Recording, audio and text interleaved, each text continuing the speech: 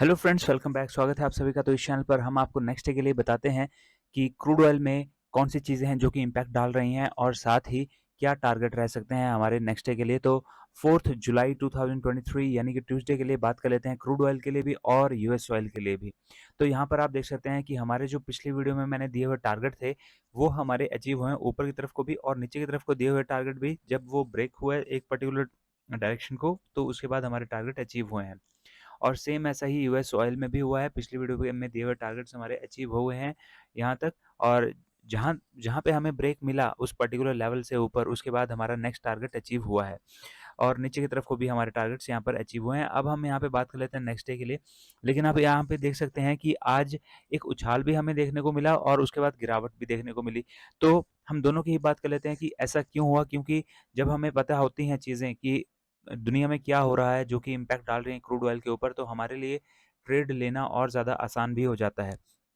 तो यहाँ पर सबसे पहली जो न्यूज़ है जिसकी वजह से यहाँ पर ये ऊपर को गया है, वो मैंने आपको पिछली वीडियो में जो मैंने फ्राइडे को बनाई थी उसमें मैंने आपको बता दिया था कि सऊदी अरेबिया जो है वो अपने एक्सटेंड कर रहा है, जो उसने ऑयल की जो प्रोडक्शन कट उसने पिछले महीने अपना डिसीजन एक लिया था। वैसे तो ओपेक कंट्रीज सभी ने ही लिया था, लेकिन सऊदी अरेबिया ने वॉलंटरीली और ज़्यादा प्रोडक्शन कट करने के लिए कहा था।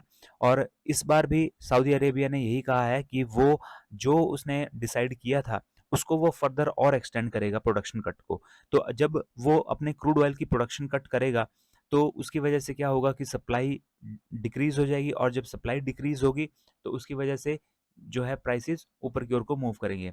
तो ये एक कारण है। दूसरा, यहाँ पर रशिया ने भी कहा है कि वो भी अपनी जो एक्सपोर्ट है, क्रूड ऑयल का एक्सपोर्ट है जो कि वो यूरोपियन कंट्रीज में कर रहा है, उसे वो डिक्रीज कर देगा। अब अगर रशिया ही कह रहा है तो उसकी वजह से यहाँ पर यूरोपियन कंट्रीज में सप्लाई और ज़्यादा कम होने वाली है। सऊदी अरेबिया पहले ही कह रहा है कि वो प्रोडक्शन कट बढ़ा रहा है, और रशिया भी कह चुका है कि अब हम अपनी एक्सपोर्ट जो है क्रूड ऑयल की वो कम कर देंगे। तो यहाँ पे सप्लाई की दिक्कत आने वाली है और उसकी वजह से प्राइसेस ऊपर की ओर को मूव कर सकते हैं।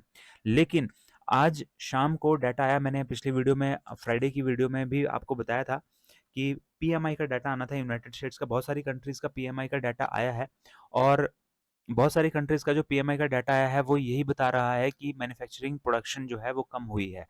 तो क्योंकि पीएमआई का डाटा, मैन्युफैक्चरिंग पीएमआई का डाटा जो है वो यही इंडिकेट करता है कि प्रोडक्शन जो है वो इंक्रीज हो रही है मैन्युफैक्चरिंग कंपनीज की या फिर डिक्रीज हो रही है। और खासकर यूनाइटेड स्टेट्स की जो आज डाटा आना था 7:15 भी और 7:30 आज डाटा आना था मैन्युफैक्चरिंग पीएमआई का, वो ये इंडिकेट कर रहा है कि यूनाइटेड स्टेट्स में भी प्रोडक्शन जो है वो डिक्रीज हुई है। चाइना में भी प्रोडक्शन जो मैन्युफैक्चरिंग कंपनीज हैं उनकी प्रोडक्शन डिक्रीज हुई है, और साथ ही जो अमेरिका है वहाँ पर भी हुई है कम। और साथ ही यूरोपियन कंट्रीज का भी काफ़ी सारा डाटा आना था आज मैन्युफैक्चरिंग पीएमआई का। तो अगर हम उसके ऊपर भी नज़र डालें तो यूरोपियन कंट्रीज की बहुत सारी कंट्रीज जो हैं वो, उनका भी जो मैन्युफैक्चरिंग पीएमआई है वो भी कम आ रहा है।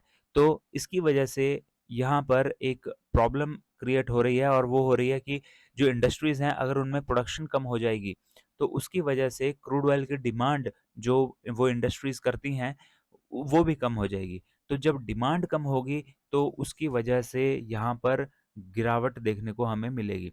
तो मेनली जो ये गिरावट हमें देखने को मिली है वो फ़ियर की वजह से देखने को मिली है, जो कि मैन्युफैक्चरिंग कंपनीज़ में जो पीएमआई कम आ रहा है, उसका जो यहाँ पर फ़ियर है कि क्रूड ऑयल पर क्या बुरा असर पड़ेगा, उसकी वजह से यहाँ पर एक गिरावट देखने को मिली है। तो आज ऊपर को भी ये पहले गया और नीचे को भी गया, दोनों कारण मैंने आपको बता दिए हैं। अब हम यहाँ पे नेक्स्ट डे के लिए भी बात कर लेते हैं। तो ये जो सऊदी अरेबिया और रशिया का जो इम्पैक्ट है वो फर्दर भी पड़ सकता है, और साथ ही पीएमआई का डाटा जो आया है उसका भी यहाँ पर असर पड़ सकता है। तो यहाँ पे अब हम टारगेट्स की बात कर लेते हैं कि क्या रह सकते हैं। तो यहाँ पर डाउन साइड के लिए अगर हम यहाँ पे बात करें तो ये जो लेवल है 5734 का, इसके नीचे अगर रेड कैंडल की क्लोजिंग हमें मिलती है, 1 आवर के टाइम फ्रेम की हम बात कर रहे हैं, रेड कैंडल की क्लोजिंग इसके नीचे अगर आती है तो उसके बाद 5695 हमारा टारगेट यहाँ पर रहेगा। उसके नीचे भी अगर रेड कैंडल की क्लोजिंग अगर देखने को मिलती है तो फिर हमारा नेक्स्ट टारगेट 5664 का हो सकता है। ऊपर की तरफ की बात कर लेते हैं। ऊपर की तरफ को यहाँ पे 5775 के ऊपर अगर ग्रीन कैंडल की क्लोजिंग आती है तो उसके बाद हमारा नेक्स्ट टारगेट 5808 रहेगा और 5808 के ऊपर अगर ग्रीन कैंडल की क्लोजिंग आती है तो नेक्स्ट टारगेट 5849 रह सकता है। आप अपने चार्ट्स पर इन्हें ड्रॉ कर सकते हैं और आप देख सकते हैं कि आज भी मैंने जो यहाँ पर ये एक एरिया बनाया हुआ है जो कि एक स्ट्रॉन्ग सपोर्ट और रेसिस्टेंस का काम करता है। आप यहाँ पे देख सकते हैं कि कितना इसे इसने रिस्पेक्ट दी है पूरी तरह से। 5850 और 5890 इन दोनों के बीच का ये एरिया मैं काफ़ी पहले से ड्रॉ करता आ रहा हूँ। अगर आप मेरी वीडियोस पहले से देख रहे हैं और जब भी इस जगह पे ये आता है तो मोस्ट ऑफ द टाइम हमें बहुत ऊपर से नीचे को आता है तो सपोर्ट देखने को मिलता है इसी एरिया में, और नीचे से ऊपर को आता है तो रेसिस्टेंस देखने को मिलता है। और आप देख सकते हैं कि यहाँ पर कितनी देर तक ये यहाँ पर रहा इसी एरिया में और उसके बाद ये गिर गया। तो ये एरिया जो है अगर ब्रेक होता है 5891 से ऊपर, अगर ग्रीन कैंडल की क्लोजिंग आती है तभी आप ऊपर की तरफ का ट्रेड लें, नहीं तो मैं रेकमेंड नहीं करता। अब हम बात कर लेते हैं नेक्स्ट यूएस ऑयल की बात कर लेते हैं कि यूएस ऑयल में हमारे क्या टारगेट रह सकते हैं। क्रूड ऑयल में मैंने आपको अभी बता दिया, लेकिन एमसीएक्स में ट्रेड जब हम करते हैं तो हमें एक्स्ट्रा मार्जिन वहाँ पर रखना पड़ता है। लेकिन यूएस ऑयल में अगर आप ट्रेड करते हैं तो ऐसा आपको कुछ भी नहीं करना पड़ता और आप सिर्फ यहाँ पर 0.01 का लॉट $3.50 में परचेज कर सकते हैं। उसके लिए आपके पास एक्सनेस का फॉरेक्स ट्रेडिंग अकाउंट होना चाहिए।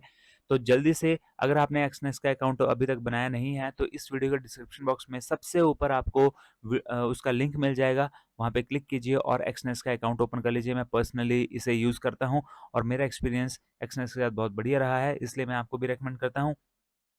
और हेल्प के लिए मैंने ऊपर आई बटन है यहाँ पे, उसमें मैंने वीडियोस बनाई हुई हैं कि कैसे आप स्टेप बाय स्टेप अपना अकाउंट क्रिएट कर सकते हैं, मनी ऐड कर सकते हैं, विड्रॉ कैसे कर सकते हैं अपनी मनी को, और साथ ही पिप्स क्या होते हैं, स्प्रेड साइज क्या होते हैं, ये जानकारियाँ भी आपको उन वीडियोज़ में मिल जाएंगी। तो जल्दी से अपना फर्स्ट ट्रेडिंग अकाउंट ओपन कर लीजिए। तो फ्रेंड्स, अब हम यहाँ पे बात कर लेते हैं टारगेट्स की। तो यहाँ पर जो है टारगेट्स के लिए, यहाँ पर डाउन साइड के लिए आप अगर यहाँ पर ये जो जोन बनी हुई है यहाँ पर, ये जोन काफ़ी स्ट्रॉन्ग जोन है क्योंकि यहाँ पे एक पिवट पॉइंट भी है। तो मैं आपको रेकमेंड करूँगा कि आप थोड़ा सा यहाँ पे वेट कर सकते हैं तो कर लें। 69.33 के नीचे अगर ये रेड कैंडल की क्लोजिंग देता है तो हमारा नेक्स्ट टारगेट यहाँ पे 68.91 रहेगा, क्योंकि यहाँ से ये ऊपर की तरफ को भी जा सकता है क्योंकि यहाँ पे सपोर्ट एरिया है, तो उसकी वजह से ये यहाँ पर रिस्की रहेगा, ऊपर की ओर कोई मूव कर सकता है। लेकिन अगर ये इसने इस लेवल को ब्रेक किया 69.33 को, तो फिर ये हमारा 68.92 का टारगेट अचीव कर सकता है। ऊपर की तरफ की बात कर लेते हैं, यहाँ पर अगर ये इस लेवल के ऊपर ब्रेक करता है 70.11 के ऊपर अगर ये ब्रेक देता है, मींस 1 आवर वाली कैंडल, ग्रीन कैंडल की क्लोजिंग इसके ऊपर आती है, तो उसके बाद यहाँ पे 70.56 हमारा टारगेट रह सकता है।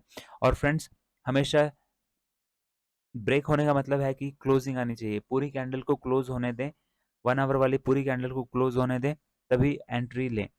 अगर आप ऐसा सोचते हैं कि ऊपर चला गया है और ब्रेक भी हो ही जाएगा, तो ऐसा ज़रूरी नहीं है। 1 आवर वाली कैंडल के लास्ट के 5 मिनट्स में भी आपको उसमें गिरावट देखने को मिल सकती है, तो पूरी कैंडल को ब्रेक होने दें।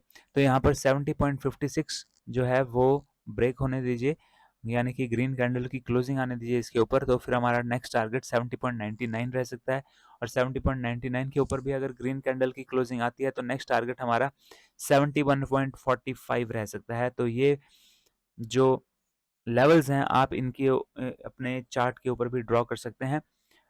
आई होप आपको ये वीडियोस पसंद आ रही हैं। अगर पसंद आ रही हैं तो वीडियो को ज़रूर लाइक कीजिए और चैनल को भी सब्सक्राइब नहीं किया तो जल्दी से चैनल को भी सब्सक्राइब कर लीजिए। और साथ ही अगर आपके फ्रेंड्स भी ट्रेड करते हैं तो उनको भी हमारी वीडियोस रेकमेंड कीजिए और साथ ही उन्हें भी लिंक शेयर कीजिए। तो फ्रेंड्स, मिलते हैं अगले वीडियो में। Till then have a nice day, good bye.